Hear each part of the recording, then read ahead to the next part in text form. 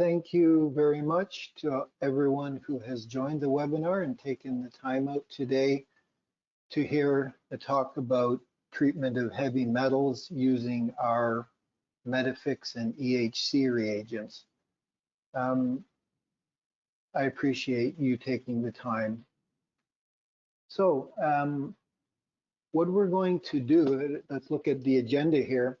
I'm going to talk a little bit about the characteristics of our MetaFix reagents, typical dosages and how they're applied to soil and groundwater. Then do a little bit of a discussion of chemistry, including comparison and contrasting between the type of iron and sulfide and carbonate and phosphate fixation chemistry that we promote with MetaFix versus the main alternatives in the marketplace, which are high pH alkaline precipitation methods. Then talk a little bit about bench scale testing, why we do it, where we do it, how, what it costs, how long it takes. Give you some examples of the kind of results that come out of bench scale testing, sort of to illustrate the kind of things that we can learn from bench scale testing, and then go through two brief case studies and hopefully leave some time for questions and answers. I think that we should be able to complete the talking part of the webinar in 35 to 40 minutes, leaving a good amount of time for questions and comments. Okay, MetaFix reagents, what are they? They are fine grained, that is microscale injectable reagents. Probably the key characteristic is that they're pH neutral. They're designed to be pH neutral rather than pushing pH up or down, particularly up, which is common in the heavy metals treatment area. They're designed to remove soluble heavy metals using chemical reduction, as well as precipitation and co-precipitation reactions, and then some absorption in a couple of different ways that I'll talk about. A key feature of MetaFix reagents versus certain other approaches is that their performance is not dependent on biological sulfate reduction or carbon fermentation, carbon metabolism to get that sulfate reduction. So we're providing a ready formed reagent that is not subject to inhibition by high microbial toxicity, which you see at many heavy metals impacted sites from a lot of alkalinity or acidity, as well as high salts or very high concentrations of some of the more microbial toxic heavy metals. They contain iron oxides, iron sulfides, as well as zero valent iron. That's the basic formulation of all the MetaFix reagents. And then depending on the specific formulation, we will add one of a couple different types of carbonate, as well as a soluble phosphate. And we may add activated carbon depending on the contaminants of interest that we're looking to remove. Mechanisms. As I've said, the primary treatment mechanism for removing soluble heavy metals is to precipitate them low solubility, pH stable mineral precipitates, as well as co-precipitates with iron.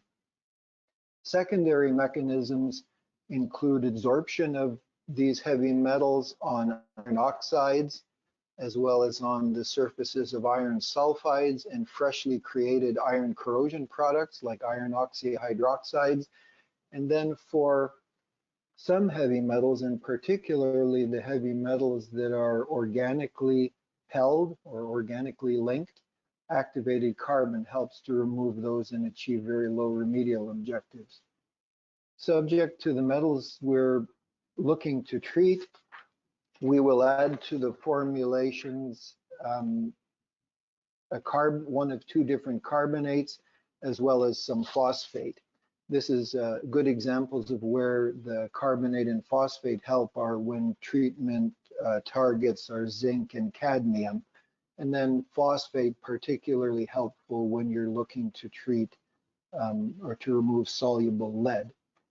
The powdered activated carbon is added, as I said, to remove organically complex heavy metals, and a good example of that is methylated mercury or a number of organoarsenic compounds that are found in groundwater and soil.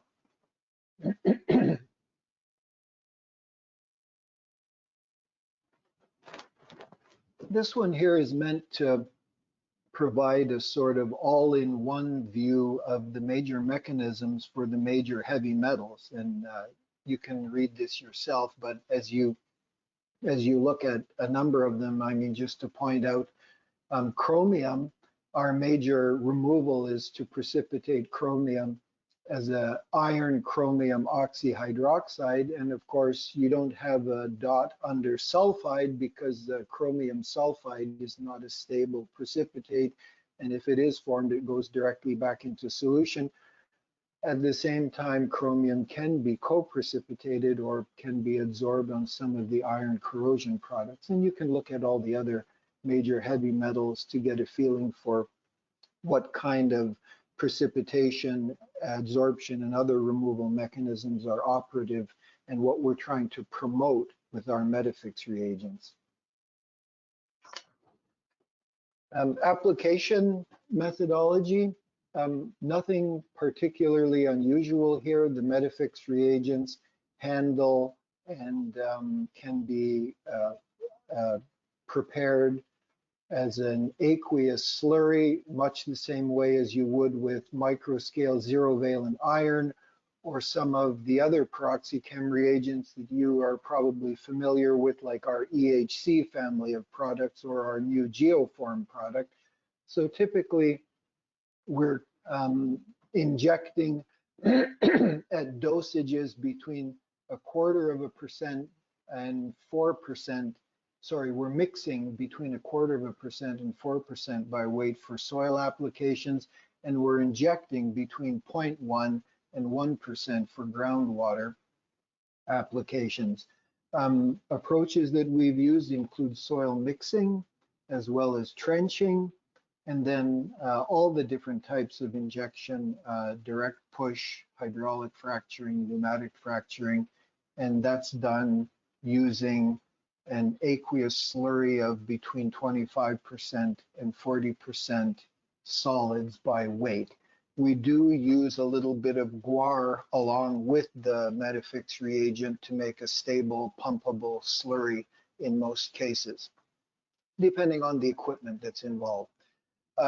We support the design of the treatment approach with a low-cost treatability test, and that's done quickly, generally within a period of about 2 weeks from receipt of soil and or groundwater samples, and done at a cost of only $2,500. So that's a good way to learn a lot about optimal formulation as well as required dosage that pays significant dividends when you get out to field scale as far as cost savings. So it's a small investment for a large savings at larger scale treatment.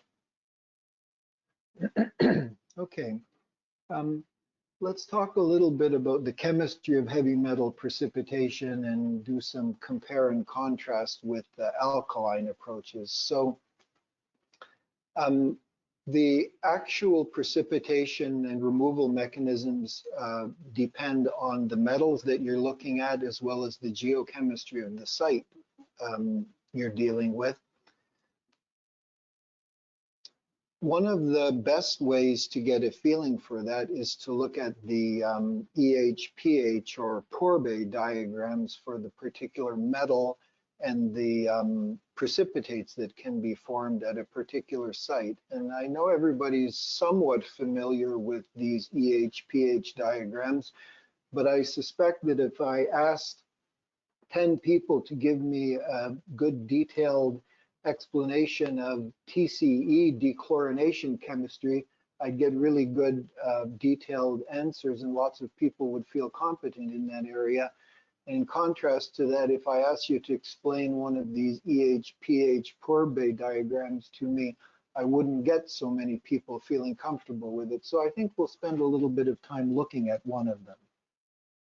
And here's a good one that I took out of the kind of recognized text on water chemistry. There's the reference down below. So this is meant to give you a feeling for how iron behaves under different EH and pH conditions in groundwater that also has available sulfur or sulfide.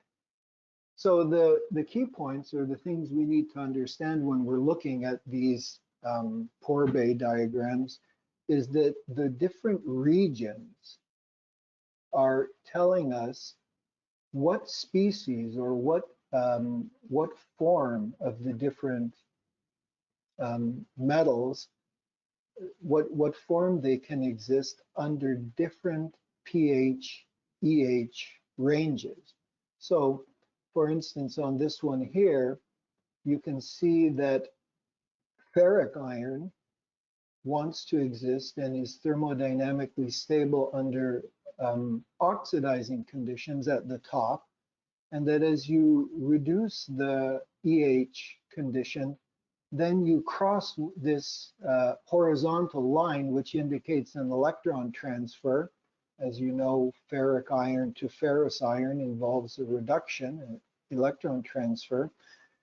And then as you go farther down, you get into the area where that ferrous iron will be further reduced and precipitate as an iron sulfide. The vertical lines are not electron transfer, they're acid-base equilibriums.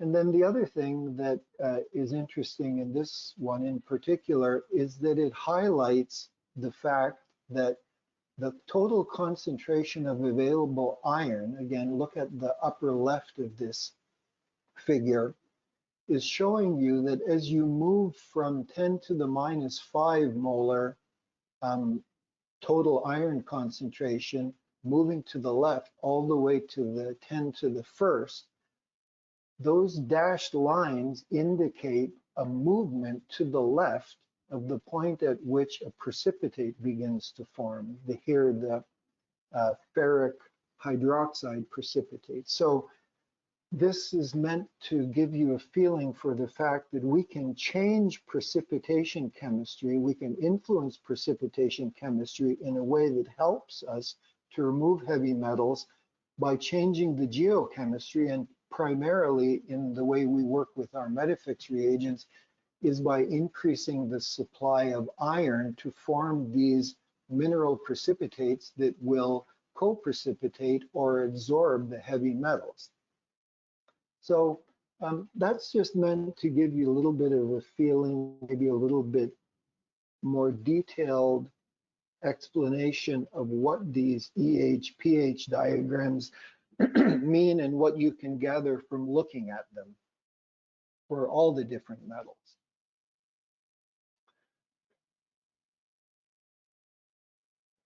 Now, keeping that in mind and thinking about the major heavy metals, I'd like to look at this one here. And this is from an EPA document, as well as a publication by Veolia Water.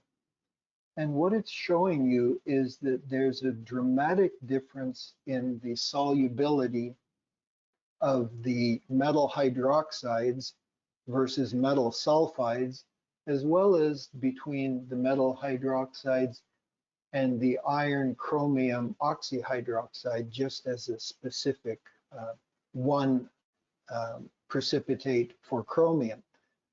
It's important to recognize that the scale here is parts per million, but that it's a log scale. So if you look at, let's take lead as an example. Lead hydroxide wants to precipitate under alkaline conditions and does precipitate profusely under alkaline conditions when you get the pH up there. But if you draw a line over to the solubility side, to the vertical axis, what you see is that the solubility of lead hydroxide at a minimum, when it's up there at a pH of about 9, is still around 7 parts per million. And if you contrast with drawing the same line on the lead sulfide galena solubility curve, and take that down all the way to a pH of about 6, and move over to the vertical axis, shows you that you're at well under 1 ppb for the lead sulfide, even at a pH of 6. So what does that tell you? If you combine this information with what we now know from the phase diagrams, is that at neutral pH, that lead hydroxide is not thermodynamically stable, so it wants to start going back into solution.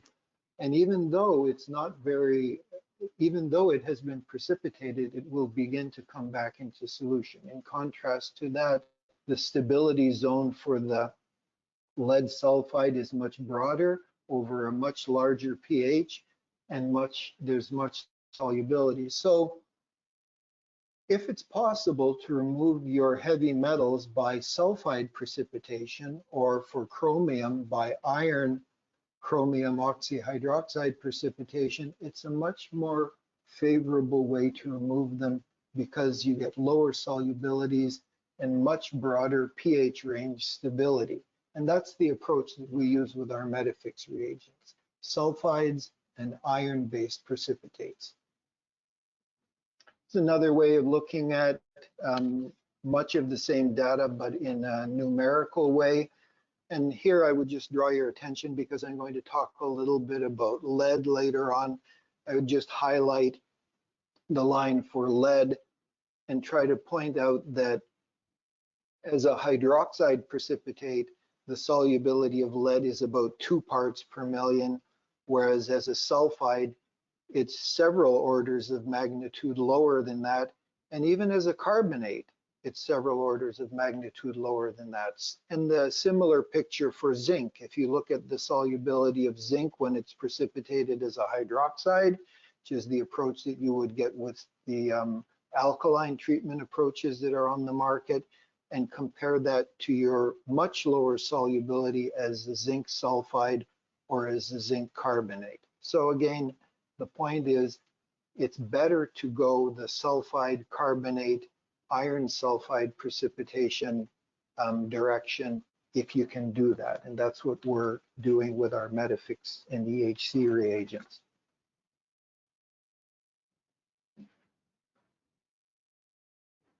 Now here we have the EH-pH diagram for lead in the presence of carbonate and sulfide. And what does that tell us?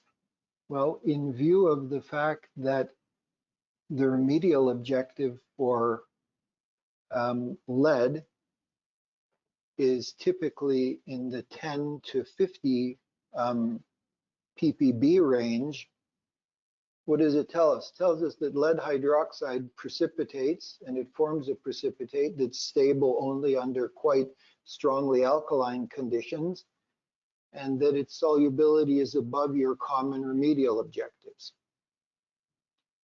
The lead sulfate is even worse, far to the left, under acidic conditions and oxidizing conditions, whereas lead carbonate is below most remedial objectives, cerussite, 7 ppb solubility, and galena, the lead sulfide, is even less soluble and has a really wide pH range stability. And then it's not on this plot, but I've added here one of the ways that lead can be precipitated with phosphate chemistry is to a mineral called hydroxypyromorphite, and that's got a solubility below the MCl in most jurisdictions. So looking at this, it gives you a good feeling for where the stability ranges are as far as pH and EH, and it also, looking at the table, gives you a good feeling for solubilities of these different mineral precipitates, and it helps direct your thinking where you should be going when you're selecting treatment chemistry. Okay, and now just a brief discussion about chromium treatment using the iron-based approach of our MetaFix and EHC reagents. There's been quite a bit of work done on this, and you see three good references there at the bottom. These are available in the public domain. If you'd like to read them and can't find them, drop me a note and I'll send you copies of them. But chromium is one of the easiest, that is hexavalent chromium is one of the easiest thermodynamically speaking metals to reduce. It's reduced very quickly and very completely by ferrous iron. And when you have an abundance of available ferrous iron and working under neutral pH conditions, the thermodynamics are favorable to precipitation of chromium as a mixed iron chromium oxyhydroxide. And what's so good about that is that it has tremendously low solubility, less than 0.1 ppb over a very broad pH range, all the way from 5 up to about 12. And there you have the equations that are involved. There's another type of precipitate that's formed, is just a simple iron chromium oxide, and this is recognized as precipitating on the surfaces of iron oxides, particularly ferric iron hydroxides like hematite.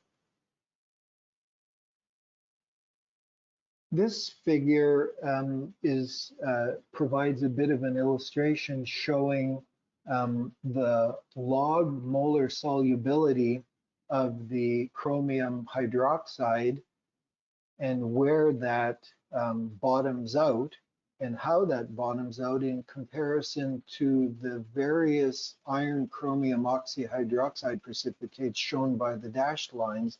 So these are all dramatically less soluble than the chromium hydroxide, and those different lines represent different inclusions of iron in the precipitate. And as you move from 0.46 all the way down to 0.15 and below, you get lower and lower solubility. So what that's saying is that as you increase the inclusion of iron in the precipitate, which you can do by having more ferrous iron in your system during reductive treatment, you get lower and lower solubilities of the iron chromium oxyhydroxide because you have greater inclusion of iron in the precipitate.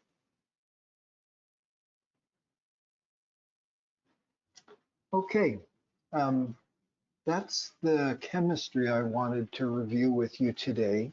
So let's talk a little bit about treatability testing.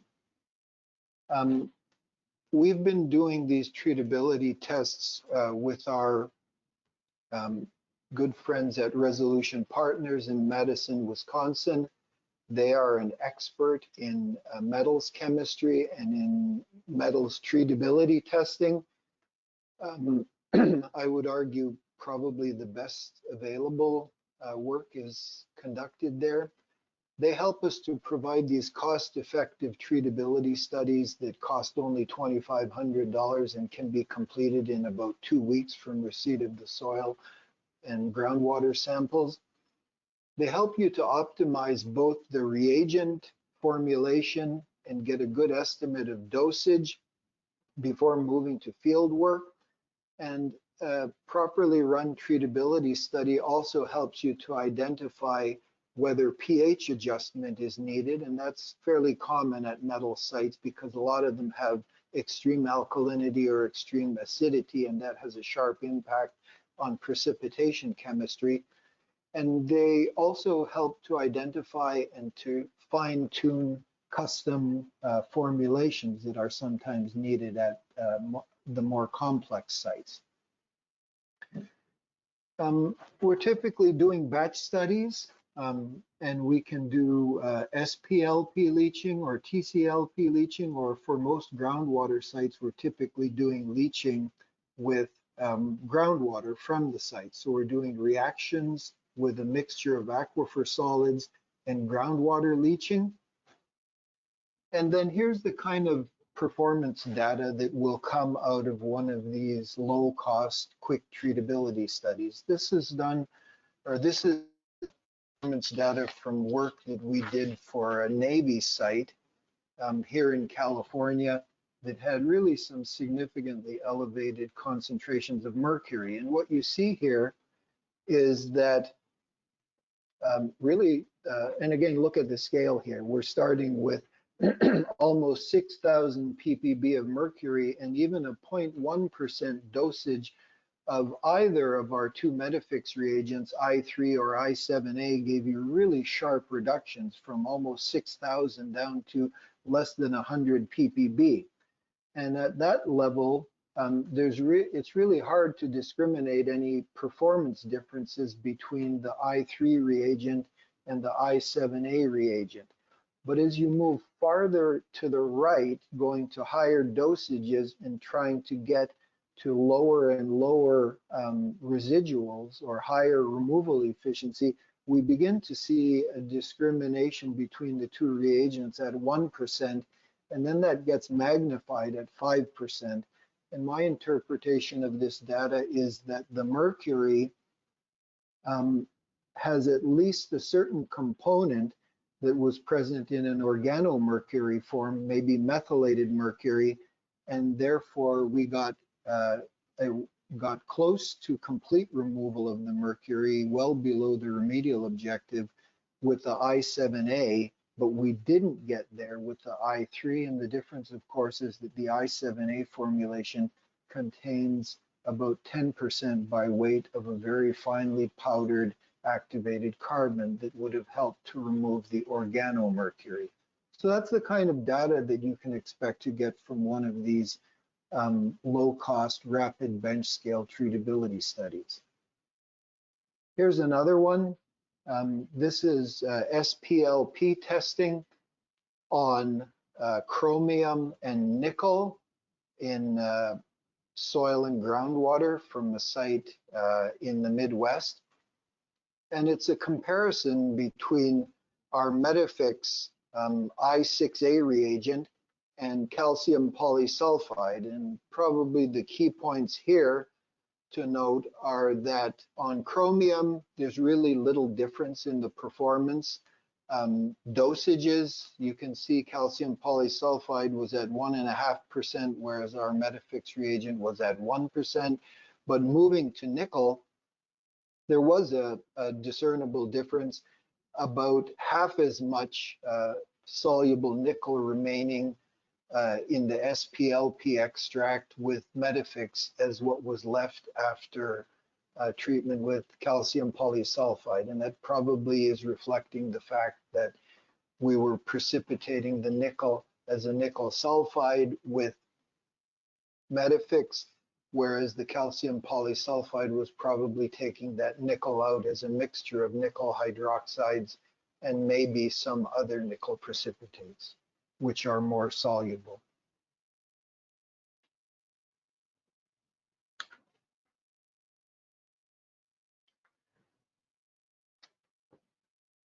Okay, how stable are the precipitates that we get, or how irreversible is the removal chemistry that we're promoting with our MetaFix reagents? Probably the recognized way to get a feeling for that is using the EPA multiple extraction protocol. That's EPA method 1320. And what this involves is a single TCLP extraction followed by 9 SPLP extractions. And just as a refresher, the SPLP extraction involves an extraction fluid at a pH of 3.2 for a period of 24 hours. So this is a very strong repeated acid extraction, and it's meant to give an indication of what would happen after many, many years. Some people say as much as 200 to 300 years of acid rain falling on soil that had been treated in a particular way. And what we see here is that the TCLP extraction or TCLP extractable chromium with MetaFix treatment was reduced from about 9 parts per million down to about 20 ppb. But when the multiple extraction protocol was applied to that to give an indication of what amount of that precipitated chromium might come out over many, many decades of acid exposure to acid, it was still at less than 1 ppm. And another thing we did, just to give a sort of a perspective on it, is we did 10 groundwater leachings with a neutral pH groundwater, and that only released 60 ppb of this initial 9 ppm coming back into solution. So it provides kind of a comfort level that the precipitation and removal chemistry that we're mediating with our MetaFix reagent is irreversible to a large extent and will not be subject to rebound, certainly not in your lifetime or mine. Here's some more bench scale testing, and this one is particularly interesting, and I'd like to focus on this one for a minute because it's another strength of the iron sulfide, iron oxide treatment approach, is that it has utility where you have contaminants of interest that are mixed in metals as well as chlorinated organics. So this is treatability testing that was done on soil and groundwater from a chrome plating site in the Midwest in the United States. And this was done at an independent laboratory. What you can see is that over a period of about 90 days, hexavalent chromium was reduced from over 100 parts per million down. Again, look at this is look at the scale here. We had reduced it down to a few ppb, about 3 ppb actually, from over 100 ppm. So very good removal of hexavalent chromium. What becomes very interesting here is that simultaneous with removal of the hexavalent chromium, we were able to nearly remove all the TCE as well as the breakdown products of TCE. So there you can see the plot showing TCE as well as DCE, including cis and vinyl chloride, and ethane and ethene were also produced. So this is kind of nice documentation that the MetaFix reagent is mediating the kind of chemical degradation and destruction of chlorinated ethenes that you would like to see, as well as the chloromethane. Here we had a significant amount of chloromethane, and we did the same kind of dechlorination and destruction of chloroform without accumulation of dichloromethane or chloromethane. So that's one of the strengths of this approach, is its ability to deal with chlorinated organics simultaneous with heavy metals. And then finally, the last bit of laboratory data I want to show you before moving on to 2 brief case studies is this one. So this is probably the mother of all complicated sites. Here we had really screaming hot levels of chromium, 200, almost 300 parts per million of hexavalent chromium, along with elevated arsenic, substantial selenium, elevated cyanide, chlorinated solvents, including TCE and cis, and then some PFOA and PFOS. This is phase 2 of the treatability study. We did a broader screening. We did a broader screening earlier and narrowed it down to this combination of reagents. And it's really remarkable. You see a good dosage response here, 2% by weight of MetaFix i3 and our EHC plus reagent, giving good removal, but moving up to 5% by weight, getting us to complete or nearly complete removal on all the target compounds: hexavalent chromium, arsenic, selenium, even cyanide removal, which is probably precipitation of the cyanide or formation of some ferrocyanide complexes, as well as dechlorination of the TCE and cis. And then quite good removal of the fluorinated compounds. There's some difficulty here with the analytical, the J there. These are estimates because of how complex and how much dilution had to be done on this very hot mixture of contaminants of interest. But anyway, here's another example of the ability to remove a mixture of heavy metals as well as cyanide and chlorinated organics and even fluorinated compounds simultaneously with a mixture of our EHC plus reagent and MetaFix I3. Okay, I think the next thing we have, there's an update on a case study. A couple of years ago, we did a webinar and I had some early data from this site, but now I've got much more data. This is in the Pacific Northwest. MFA was the project manager. So this is a riverbank site where we had elevated aluminum, arsenic, and copper, and very high alkalinity. When I say high alkalinity, the native pH was about 10.8, which of course contributes to all that aluminum solubility. We installed a soil mixing PRB parallel to the riverbank, and that was combined with an upgradient extraction of a hotspot. Here's a bit of detail on how the PRB was installed, 18 feet below ground surface, along sheet piling, 80 feet long, 3 feet wide soil mixing PRB with a 15-foot thickness from top to bottom. Dosage of the MetaFix reagent here, which was a custom blend of our I3 reagent with an acidifier, ferrous sulfate, to deal with the very high alkalinity. Total 24,000 pounds. It was delivered in these 1-ton bulk bags.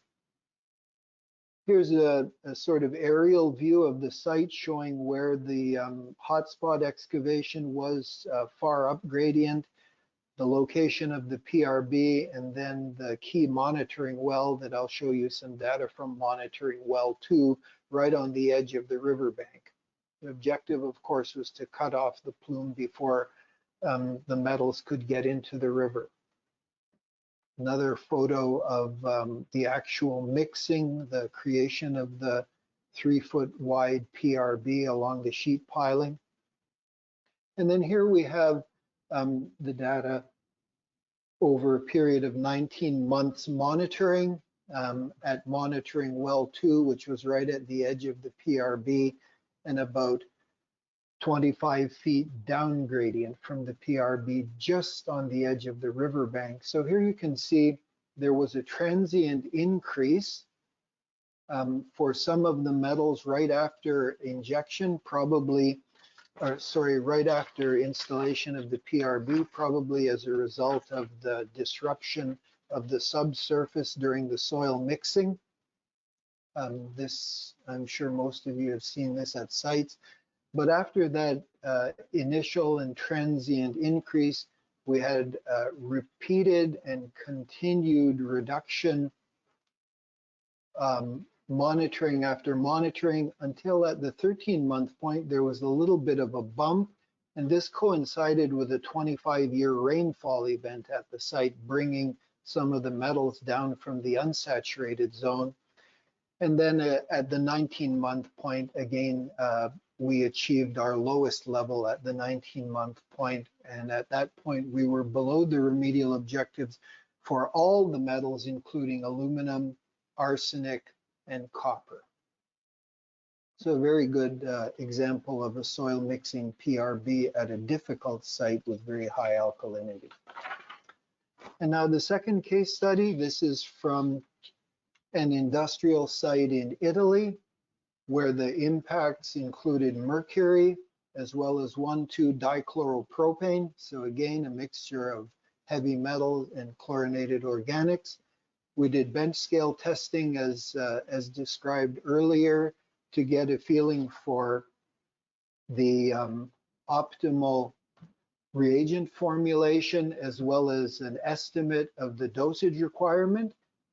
Here's a snapshot of some of those results. So we did a 20-to-1 ratio of groundwater to soil, reaction time of 7 days, leaching solution was site groundwater.